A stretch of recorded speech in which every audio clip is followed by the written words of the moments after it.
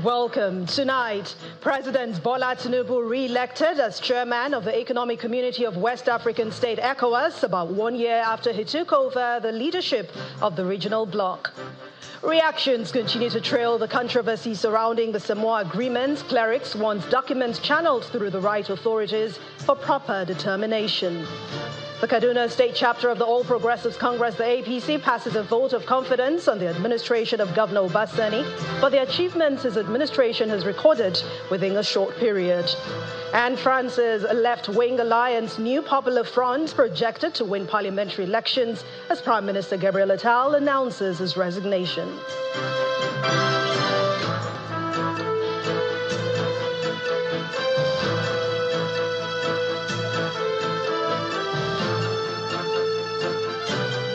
We begin in the nation's capital, Abuja, where the President Bola Tinubu has been re-elected as the chairman of the Economic Community of West African States ECOWAS about 1 year after he took over the leadership of the regional bloc. But the Nigerian leader, who rose to power in May 2023, was re-elected as the ECOWAS chairman during the 65th ordinary session of the ECOWAS Authority of Heads of State and the government. That event took place at the presidential villa in Abuja. During his opening remark at the summit, President Tinubu asked ECOWAS member states to make final financial commitments to help in the battle against terrorism in the region.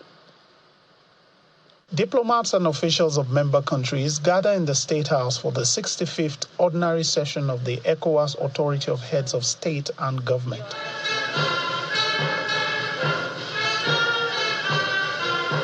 The meeting commences with the arrival of the chairman and other heads of member state. Attending for the first time is Senegalese President Diomaye Faye. Ladies and gentlemen, in his welcome address, President Tinubu addresses the issue of insecurity in the region and urged member states to commit more to providing the needed resources to combat the issue. Let me underscore that a peaceful and secure society is essential for achieving our potential. As we move to operationalize the ECOWAS Standby Force, ESF, in combating terrorism, I must emphasize that the success of this plan requires not only strong political will, but also substantial financial resources. Highlighting the challenges confronting the region, he emphasized the need for unity. It is imperative that we unite as a community and develop innovative approaches to unleash our vast economic potential. We must continue to identify and develop partnerships that promote investment in key sectors and promote regional trade. He said the decision of the three Sahel countries of Burkina Faso, Mali, and Niger to withdraw from ECOWAS has been noted. The meeting then moved into a closed session. Several hours later, the meeting was thrown open. President Tinubu was invited to accept to serve a second term.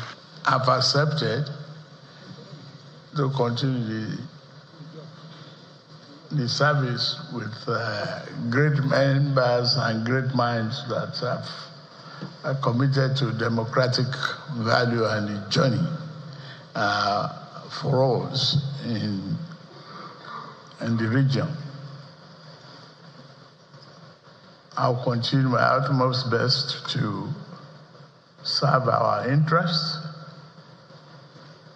and build on democratic value and the structure that we inherited. The meeting ended on that note, and the president of ECOWAS Commission addressed the press on some of the resolutions taken on the issue of the three Sahel countries. I think you've all been here when the president of Senegal has indicated his acceptance to serve as facilitator for ECOWAS in our engagement with the three IOS countries. And this is in the spirit of engagement that our leaders believe should continue, because, as you rightly said, we don't only share borders, we share families, we share communities. And the leaders are determined to do everything possible to keep our community together. He also touched on the issue of the region's single currency. The time frame given for the launch of the single currency is 2027, provided the various convergence criteria are met. The challenge is meeting those convergence criteria, and the member states are encouraged to work on those criteria. So the time frame for now is 2027, and until the heads of state change that time frame, we will go by that. As the body prepares to celebrate its 50th anniversary next year, it's been agreed that a special extraordinary session will be put together to consider its future. From the Presidential Villa, Lanre Lasisi, Channels Television News. Reactions have continued to trail the Samoa Agreement, which the federal government signed with European Union member states, Organization of African Unity, Caribbean, and the Pacific states. While the federal government says none of the articles of the agreement infringes on the country's laws, especially the issue of lesbian, gay, bisexual, transgender, and queer, which is LGBTQ, Christian clerics are concerned that if there is a clause on LGBTQ in that agreement, it will lead to moral decay in the society, especially among young adults. They also want the federal government to match words with action in terms of development. Our correspondent Emanuela Ekele reports. The Samoa Agreement, which was signed by the federal government, is generating a lot of controversy and criticism. The federal government says it signed the agreement because it was a key legal instrument to promote cooperation between European Union member states, the Organization for African Unity, the Caribbean and Pacific states. Although the federal government have allayed the fears of Nigerians that there is no clause on lesbian, gay, bisexual, transgender and queer in the agreement, the Christian community still expresses concern over what the outcome will be if it does exist in a document when it is made public. They want it to be channeled through the right authorities for proper determination. But I think the government should just be accountable. If they are certain that these things are not in the agreement, we have the National Assembly there to look into all of this. We have the judiciary system to look into all these matters. So we just know that if it's not there, it's not there. And we're all learned in this country. At least most of us read and write, and we could also understand the nitty-gritties of this agreement. Our educational curriculum has been compromised. There are so many countries, developed countries, where they sneak these things in the curriculum, teaching people that it's children, that it's not just male and female anymore. We have so many, LGBTQ. So I'm not worried. What I feel we need to do as parents, as Christians, is to fortify the home front. At St. James Anglican Church, the vicar speaks on his disapproval of the alleged clause in the agreement. He says Nigeria does not need any form of financial assistance if it will deepen moral decay in the country. Form of agreement that should tie our country to any other country in the world, conditioning us to submit our morality for any piece of bread. We cannot go into any local agreement to begin to support lesbianism or any form of godless style of living. While the federal government says the agreement is about education, food security, sustainable economic development, among others, Christians and many Nigerians expect it to stay that way, as the consequences of an LGBTQ clause will be there. Emanuela Ekele, Channels Television News. Let's head to the court now. The Federal High Court sitting in Lagos has ordered former Minister of Humanitarian Affairs, Disaster Management and Social Development, Sadiya Umar Farouk, to account for payments of 729 billion naira to 24.3 million poor Nigerians for 6 months. The court also ordered the former minister to provide the list and details of beneficiaries who received the payment, the number of states covered, and the payments per state. The judgment was delivered last month by Honorable Justice Deinde Isaac Dikweolu following a Freedom of Information suit number FHCL CS 853-2021 brought by the Socio-Economic Rights and Accountability Project, SERAP. This was disclosed in a statement by SERAP's Deputy Director, Kolawole Oluwadare, who noted that a certified true copy of the judgment was obtained last Friday. He stated that in his judgment, Justice Dikweolu held that, quote, the former minister is compelled by the provisions of the Freedom of Information Act to give information to any person, including SERAP. I therefore grant an order of mandamus directing and compelling the minister to provide the spending details of 729 billion naira to 24.3 million poor Nigerians in 2021. The judge also ordered the minister to explain the rationale for paying 5,000 naira to 24.3 million poor Nigerians, which translates to 5% of Nigeria's budget of 13.6 trillion naira for the year 2021.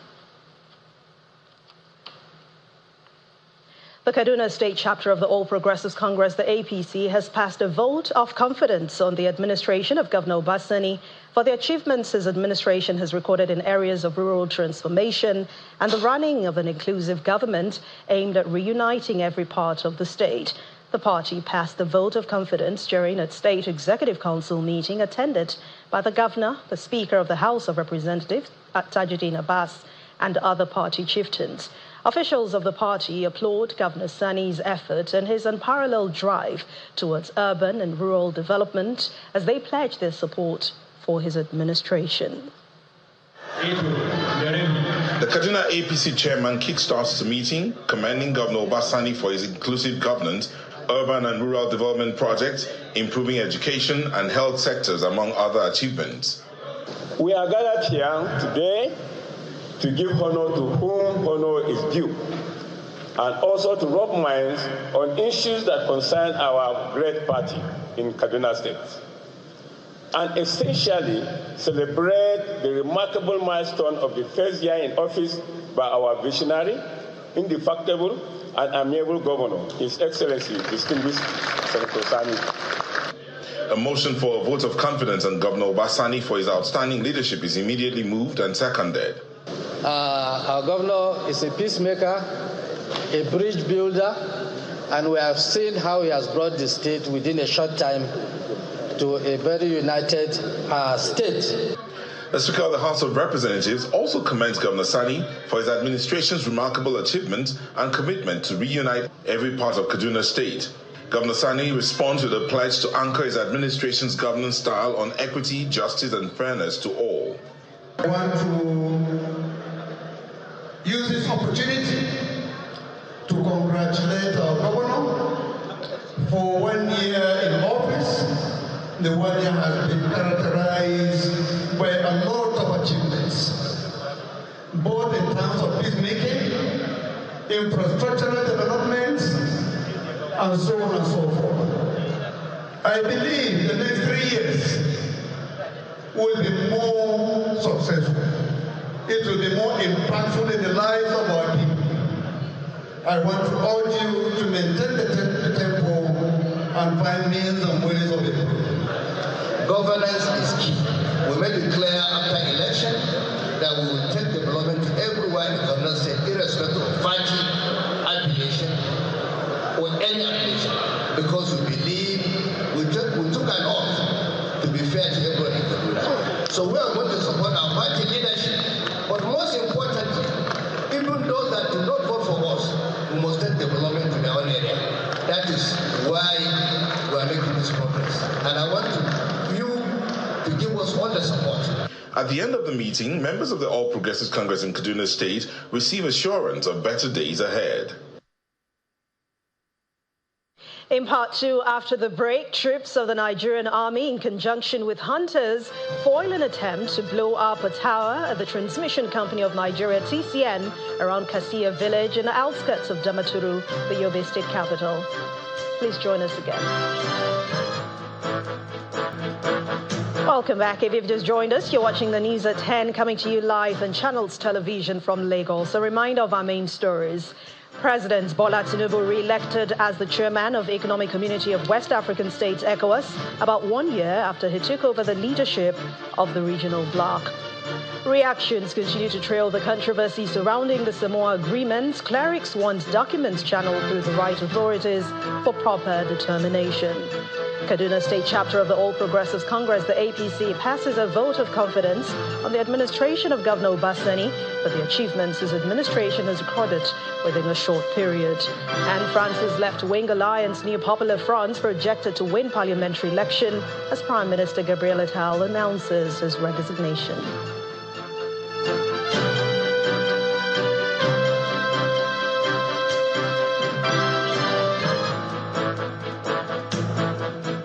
On Thursday, as President Bola Tinubu launched the Economic Stabilization Program to strengthen the economy, the 31-member Presidential Economic Coordination Council was inaugurated.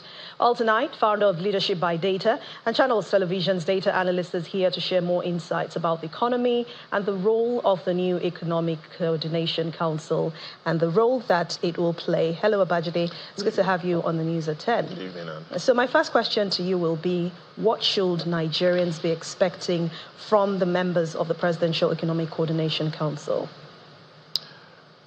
For me, it will be a five-letter word. T-R-U-T-H, truth.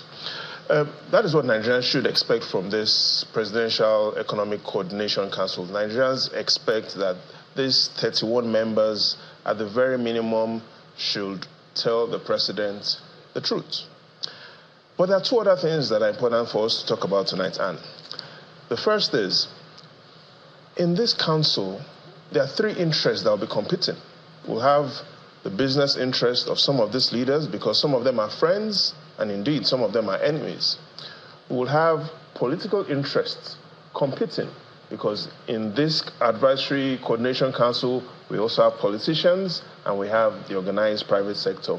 And clearly, national interest. So for me, it's a perspective of those in this council. We will see a lot of fight between persons trying to achieve their business interest, some persons trying to achieve political interest, and some clearly focusing on national interest. Well, and perhaps the most important thing for me is, if we take a look at history, we have been here before. Let's take a look at some of the key members in this coordination council that have historically been in previous councils. Let's start about take a look at what happened under Goodluck Jonathan. We then had Aliko Dangote, AIG Mokwede, Atedo Petersai. They were part of the federal government's Economic Management Council, and that was in 2011. In 2012, Aliko Dangote was appointed the co-chairman of the Committee on Flood Relief and Rehabilitation. That was a big one. But in 2013 as well, Aliko then had attributed a lot of the success to the favorable policies of Goodluck Jonathan. Tony Elumelu was appointed as the vice chairman of the Presidential Jobs Board, then with a mandate to create 3 million jobs in 12 months. That was in 2013. In 2014, we saw the appointment of Theophilus Danjuma as well. And let's look at what has happened under Buhari. What happened under President Buhari? Tony Elumelu visited Buhari. We remember that was in April 2015. Apart from that, we see other organized private stakeholders, big names, taking positions in 2019. There was another visit to Buhari in the State House. Aliko Dangote then had commended President Buhari's Economic Advisory Council in 2019. And we had seen that Aliko Dangote, Tony Elumelu, also received National Productivity Order of Merit awards by the federal government. So what we are saying is, under Jonathan and under Buhari, some of these names were part of the economic management team. In 2022, Aliko had visited President Buhari at the Villa, and President Buhari had then appointed Aliko as the chairman of the End Malaria Council. Interesting days, same names, 2011 up till now. Let's look at what has happened. What happened last year. President Tinubu had inaugurated the National Economic Council, headed by Kashim Shettima. This year, we saw Aliko Dangote, Otedola, Elumelu all appointed into the Economic Advisory Committee. And now we've seen the inauguration of the Presidential Economic Coordination Council. In summary terms, Anne, what I'm saying is the big names in this Presidential Economic Coordination Council were the big names in President Jonathan's council and the same big names in President Buhari's council. Babajide, I mean, you had already mentioned that most of these people are the president's friends. So the question will now be, how will the president measure their performance when it comes to doing the job? So the president has talked about some clear things. He's talked about trying to achieve 6 gigawatts of power in 6 months. He's talked about trying to achieve 2 million barrels oil production per day in the next 12 months. He's also talked about his goal for improved agricultural productivity. In fact, he's talked about some sort of subsidy in terms of the cost of capital for micro, small, and medium enterprises and manufacturing sector. But the challenge, and the real challenge, is we've seen a lot of presidential economic coordination councils under different names: economic management team, economic emergency team. The real question Nigerians are asking is, has this improved the standard of living? And the World Bank provides some insight. Let's take a look at what the World Bank says about Nigeria's per capita GDP within the last 12 years, within the last dozen years. And carefully look at this. And these are not my numbers. These are not Babajide Ogunsanwo's numbers. These are the numbers from World Bank. The World Bank says in 2012, Nigeria had a GDP per capita of a little over $5,700. After 5 years, the GDP per capita had grown by less than 2% to $5,849. Going by the World Bank latest report, they say as at the end of 2022, Nigeria's GDP per capita is now down to 5,670, worse than what it was 10 years ago. So we've seen a lot of presidential economic management teams under different names. The World Bank, in simple terms, is saying if we're looking at the GDP per capita as a proxy for measuring standard and quality of life, things have not significantly changed in Nigeria. We've seen the president many times begging and asking global investors to come in, but let's take a look at the policies and programs of the government. Would you say they're now attracting global investors? In the final analysis, and I'd like you to take a careful look at what I'm about to say, there's some good news and there's some bad news, depending on where you stand and how you want to take a look at it. Let's take a look at how global investors are being attracted to Nigeria. Again, depending on how you want to take a look at it, there's some good news and the bad news. I'm talking about the chart of the week. One way to compare things is to look at the foreign direct investment in President Buhari's first year and compare it to President Tinubu's first year.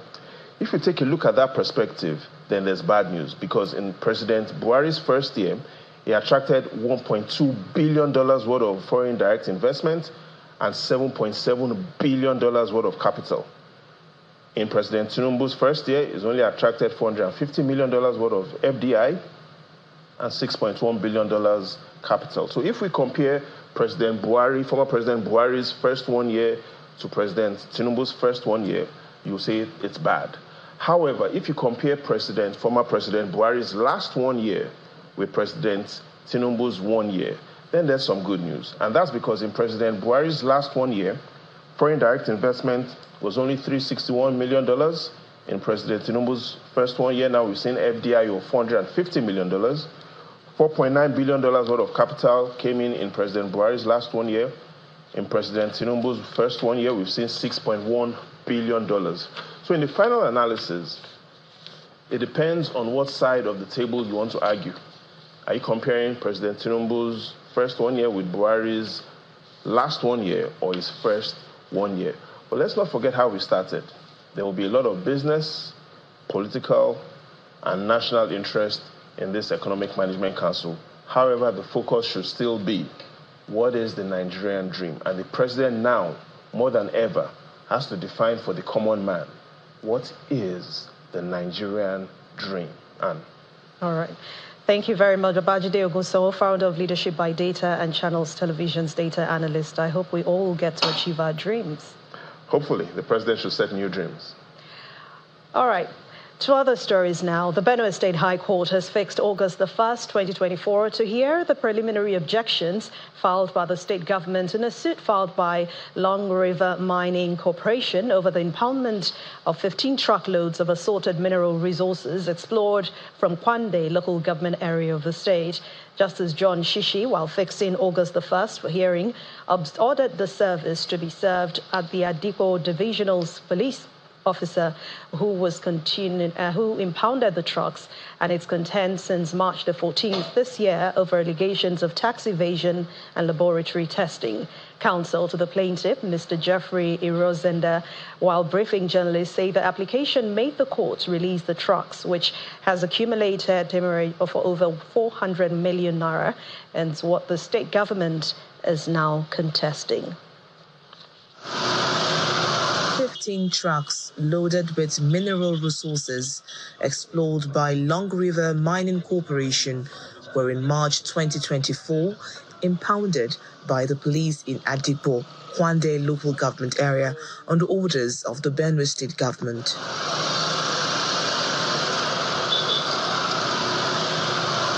The Attorney General and Commissioner for Justice and Public Order led state officials and security agents to the scene.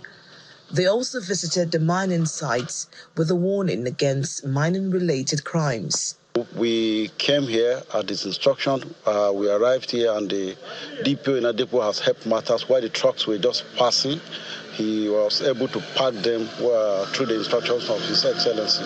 He was able to park the truck so that issues could be verified, what they are carrying, what license they have, and the activities of the mining are not unassociated with some illegal miners. It's not only legal miners that are in Benue. We have a lot of illegal miners, and the activities are usually associated with insecurities that we are having in some places.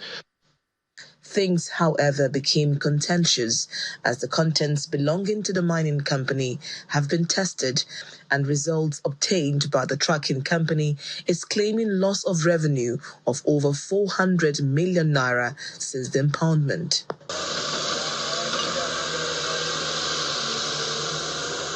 This has led to parties in the mining saga to seek legal redress before Justice John Shishi, as the plaintiff seeks an order of court to release the trucks to the trucking company, while the substantive matter of tax evasion and laboratory testing are sorted out. Sometime in March this year, the Beno State government impounded my clients 15 trucks. As we speak, those trucks are stationary in one place in Adipo, in Kwande local government area of Beno State. We wrote a lot of letters appealing to the Beno State government to release these trucks, to no avail. Attempts to speak to a senior state counsel to the Benue state government fails, as he declined commenting on the matter.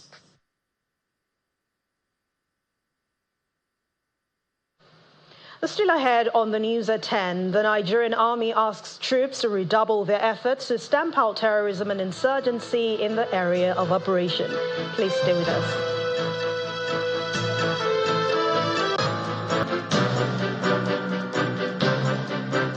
Welcome back. The governor of Bauchi State, Senator Bala Mohammed, is assuring residents of the state of his administration's determination to ensure even infrastructural development across the state. Speaking in Abuja at an event to celebrate the award of Best Governor on Urban Renewal presented to him by Vice President Kashim Shettima on behalf of the Nigeria Excellence Award in Public Service, Senator Mohammed says the Bauchi State is experiencing a new trajectory of leadership. The conference hall of the Tatari Ali House in Abuja is filled to capacity as supporters of Senator Bala Mohammed converge to celebrate his award as the best governor in urban renewal. From the Emir of Bauchi to other political leaders present at the event, it is an outpouring of encomiums on Governor Bala Mohammed. And I think this award is support to the legal service to the populace. And it also reflects the confidence of you know and your own ability to serve humanity. So we pray for Almighty Allah to continue to bless and guide you in order to continue with this shared ambition. Still, I want to Nigeria never had its best, like when we were in charge. And this another milestone. Despite this government is not a PDP government, but it finds it worthy to recognize one of us and the others. That means we've not relented. We've always given the best services wherever we are. With the Award of Excellence, Senator Bala Mohammed pledges to tackle the water challenge in Bauchi State, in addition to ensuring even development of the state. That was the beginning of transforming our rural areas to urban centers. Yes, we don't have water in our local government headquarters. Very few have, and this is a big challenge. Even Katagum has no water. And I believe it is a big challenge that I will conquer by the grace of Allah. The Nigeria Excellence Award in Public Service was instituted in 2022 with the aim of promoting quality public service delivery in Nigeria. Well, at that same event, state governors, ministers, service chiefs, heads of agencies and private sector players were among those who backed the 2024 Nigeria Excellence Award in Public Service. At the presentation of the awards, which was held in Abuja, President Bola Tinubu, represented by Vice President Kashim Shettima, charged public servants to be accountable and live up to expectations. Eminent personalities from different sectors converge on the banquet hall of the State House, Abuja, under a relaxed atmosphere for the 2024 Nigeria Excellence Award in Public Service.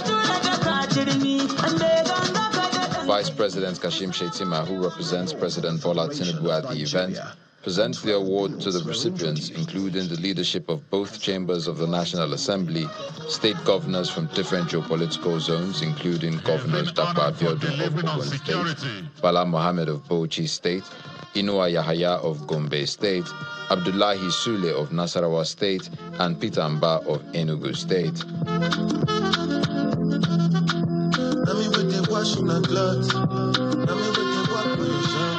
Former Governor of Rivers State and Minister of the Federal Capital Territory, Mr. Nyesom Wike, who is accompanied by some members of the Rivers State House of Assembly loyal to him, bags the award for infrastructure delivery. Some heads of security agencies are also awarded for their efforts towards tackling the security challenges in the country, while the governor of the Central Bank of Nigeria, some ministers, heads of agencies and parastatals, some private sector players, including Mr. Aliko Dangote, who's represented at the event, as well as some public officers are honored for their efforts. Vice President Shettima urges the awardees to maintain momentum in their various places of assignment. Our public service must live up to its expectation. It's a public trust where every official must account to the people. And ours is to create an ecosystem where not only stand out, but stand apart from those who sabotage us. Recipients of the award commended the organizers for recognizing their efforts. At times like this, when things like this happen, what it does to you is it offers you an acknowledgement that you are doing something right. We thank God that what we have been doing has been yielding results and that it has been acknowledged. And I dedicate this to the entire people of Gombe State and particularly the health workers. Others say it's a call to do more. We are supporting the current administration to right the wrongs of the past and proceed to lay a foundation for a prosperous Nigeria. We're going to also hit the road to ensure that all the roads in our city are paved. Some recipients, however, make a case for gender equity in the selection of awardees. I just happen to be one among so many women. So on that note, I'm humbled, I'm happy, but at the same time, I'm challenged. There were only 4 women out of 48, so we hope that more women will be considered because a lot of women are working so hard. The Nigeria Excellence Award in Public Service was instituted in 2022, and organizers say it is expected to promote quality public service delivery in Nigeria.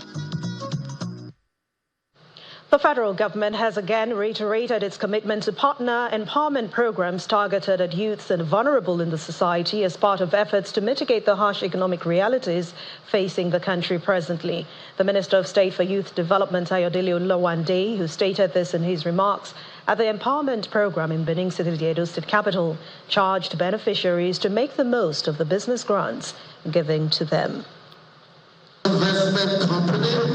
Assembled in this hall in Benue City, the Edo State capital, are entrepreneurs, artisans, as well as students, many of them young. They are drawn here by an empowerment program which is meant to contribute to the growth of their businesses. It's not that we don't have what to use the money for, but we feel the pain of each and every one of you. We know what's happening in the country.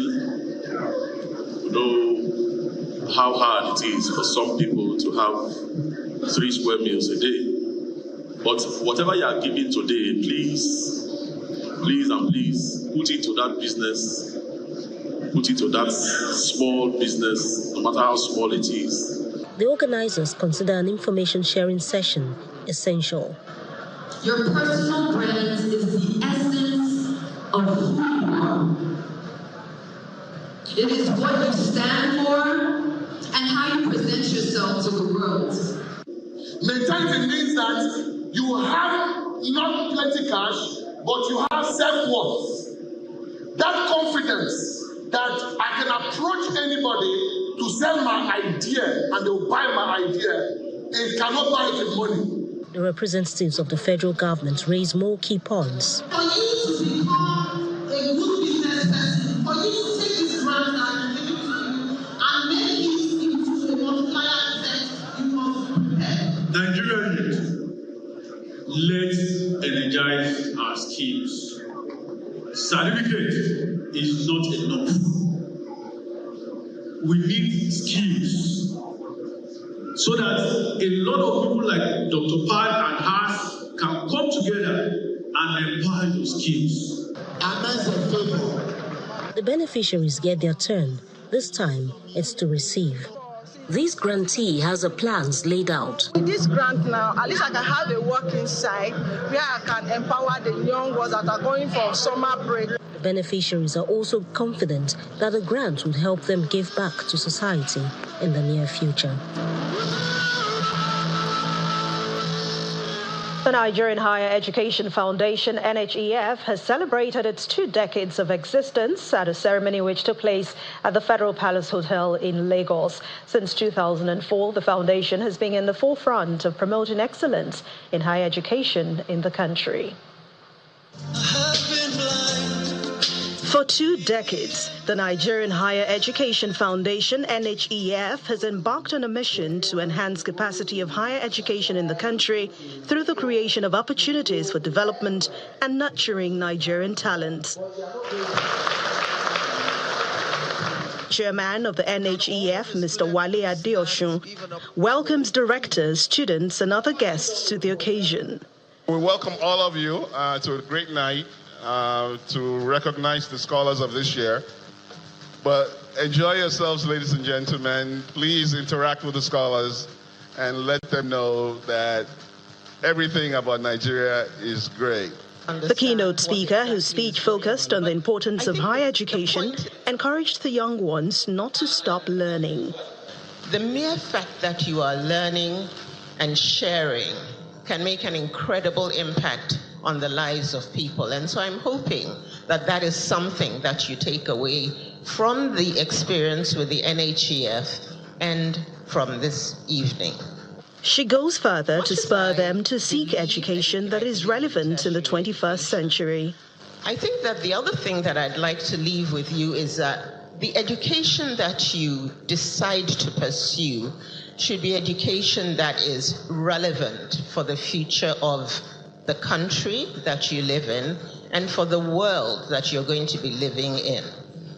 I think you should understand that you, as the future of Nigeria, and I understand that there are some of the smartest minds in this country, in this room, and you can take Nigeria to the world.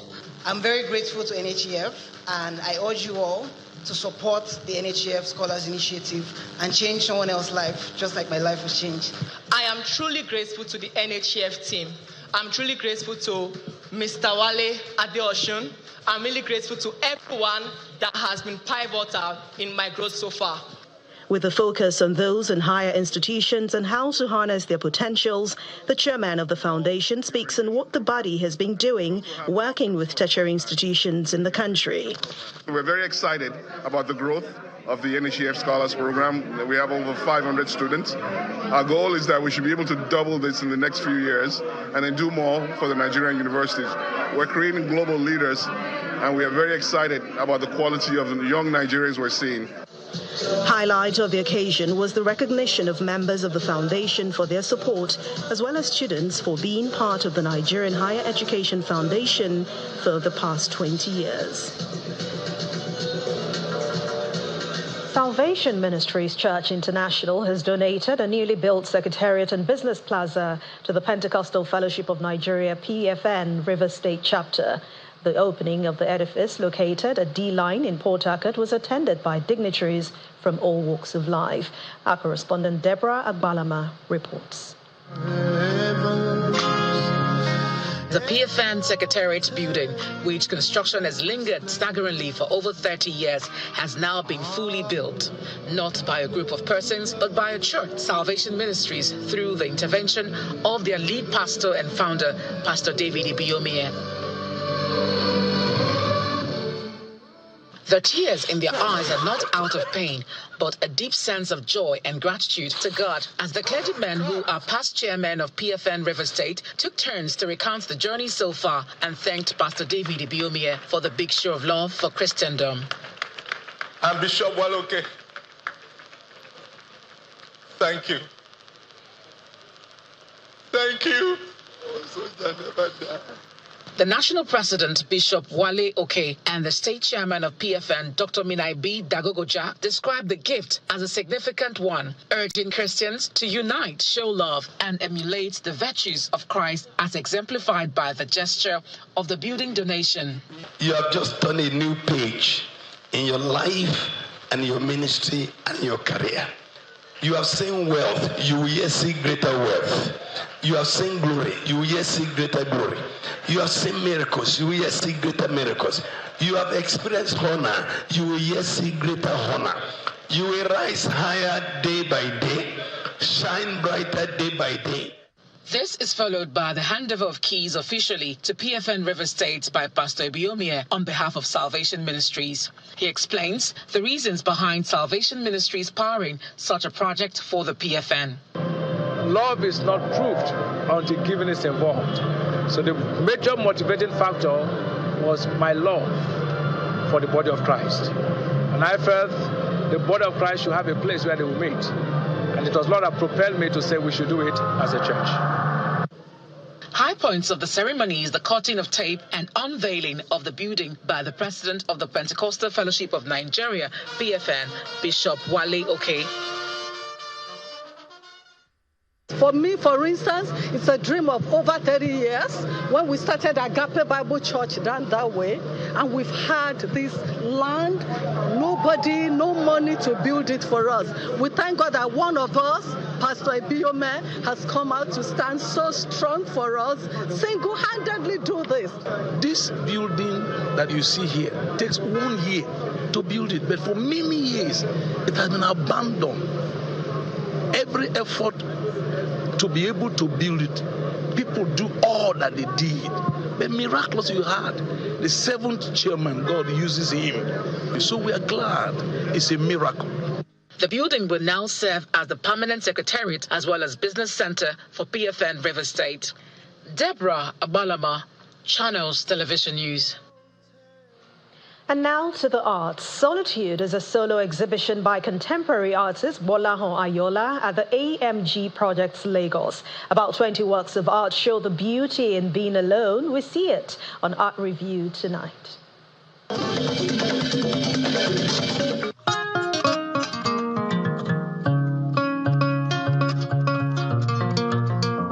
Solitude, the fortunate loneliness of being on a path less traveled, is a self-exploration and introspection by contemporary artist Bala Ayola, organized by the Fresco Gallery. This exhibition is made up from, the ideas are gotten from two main series. One of the series is We Are Reagents, which is a series that I started painting like some 7-10 years ago. And the other one is The Blue Woman, which I've been working on since 2007. And The Blue Woman is actually something, it was an apparition that came to me in a dream, you know, and I've been painting her over the years to try and understand what that dream even means. And I'm still learning from her. We Are Reagents, on the other hand, is my own understanding of a group of people that I think, though they are young, the way I see them, but they're very interested in rebuilding the society that they are in, like kind of like a renaissance of sort.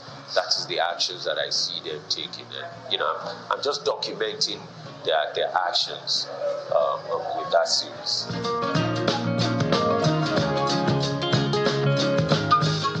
New and traditional ways of printing, drawing, and printmaking and digital media are being displayed in this solo show, which is derived from his iconic body of works. I hope that everyone that sees the show kind of has a new perspective on what prints can be. I think when people hear the word prints, they think, oh, somebody just sat down in their house and printed from their printer. But no, prints making is a medium, just like painting, just like sculpture, and there's a lot that can be done with the medium, and that's what Fresco is trying to highlight. This painter and sculptor, who is now delving into new media, has had exhibitions across 3 continents.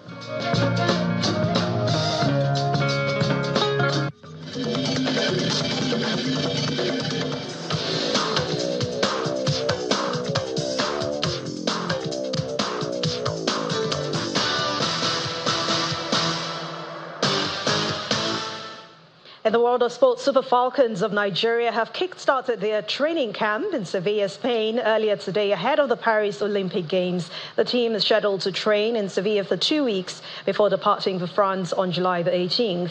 9-time African champions Nigeria, who are making their first appearance at the Women's Olympic Football Tournament for the first time since 2008 in China, will tackle Brazil, Spain and Japan in the group phase with their opener against Brazil on July the 25th.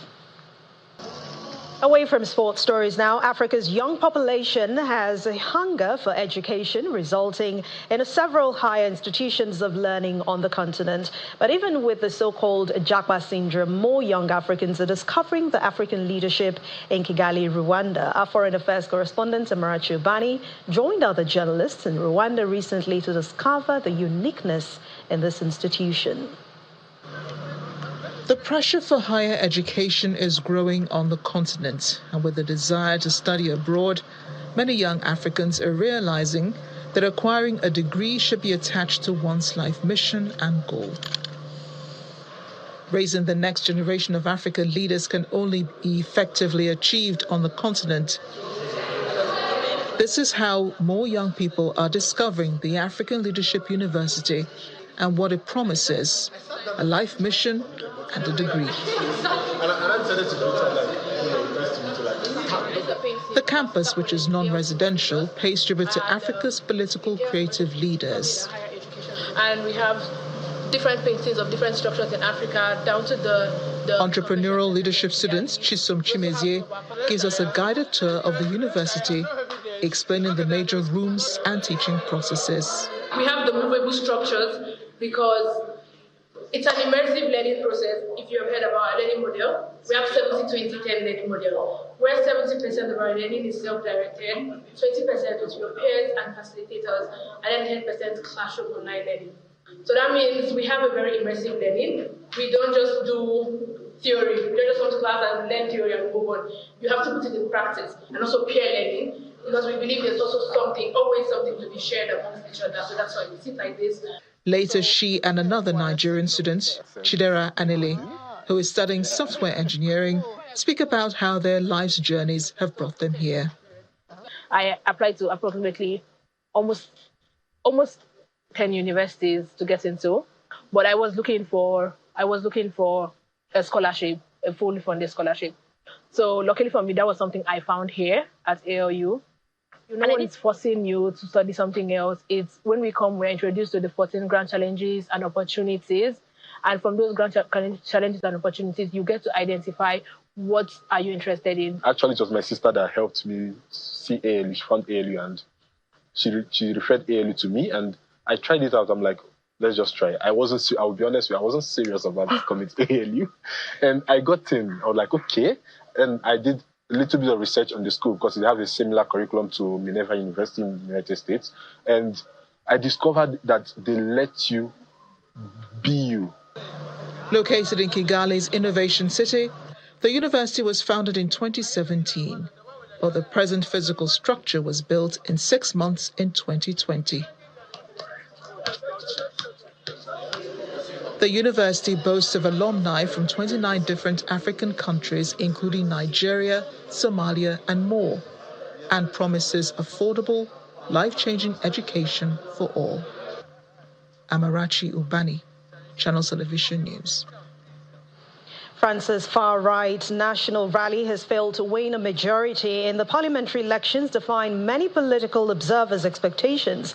All major French outlets are showing early projections of a victory for the left-wing alliance, New Popular Front. And the main news again. President Bala Tinubu has been re-elected as the chairman of the Economic Community of West African States, ECOWAS, about 1 year after he took over the leadership of the regional bloc. And that's the news at 10 tonight. Thank you so much for watching. I'm Anne Mwawadu. Have a wonderful week ahead. Good night.